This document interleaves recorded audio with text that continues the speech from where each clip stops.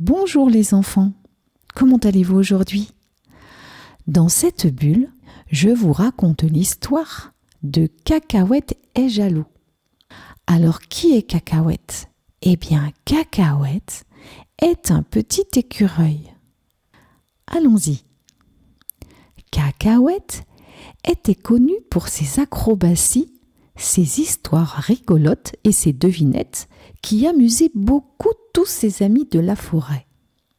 Tout le monde l'adorait. Les oiseaux l'applaudissaient, les lapins riaient, même les hérissons s'arrêtaient pour l'écouter. Mais un matin, une nouvelle habitante arriva dans la forêt.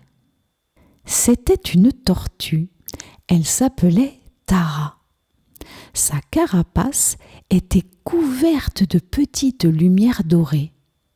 Ces petites lumières dorées étaient en réalité de la poussière d'étoiles qui avait été déposée doucement par une fée qui passait dans la nuit.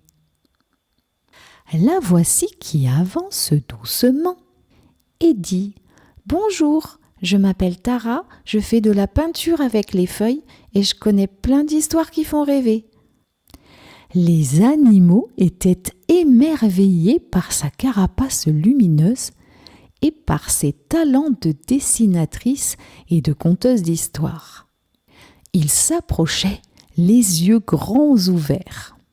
« Waouh, Tara, raconte encore une fois la légende du pommier volant et fais-nous un dessin grenouille en arc-en-ciel. » Cacahuète, lui, restait dans son coin. Il n'était pas content du tout. « Moi aussi je peux faire des trucs. Moi aussi je suis rigolo, non ?» Il sauta, roula et chanta, mais personne ne le regardait. Et, un jour, le pelage de Cacahuète devint tout gris, comme une noisette oubliée. Son sourire s'effaça, les bruits autour de lui semblaient lointains. C'était la jalousie. Et cette jalousie l'enveloppait comme un nuage triste. C'est alors que Mamie Hibou, la plus vieille de la forêt, descendit de sa branche et vint se poser près de lui. « Cacahuète, mon petit, tu es jaloux, n'est-ce pas ?»« Moi ? Non ? Enfin, peut-être un peu, bon, d'accord, oui. » « Ce n'est pas grave. La jalousie, c'est une émotion qui dit « Moi aussi, je veux qu'on m'aime. » Mais si tu ne dis rien, elle te rend invisible. Après ces mots, Cacahuète réfléchit. Alors, Cacahuète prit une grande inspiration et alla voir Tara. « Tara, je crois que j'étais jaloux.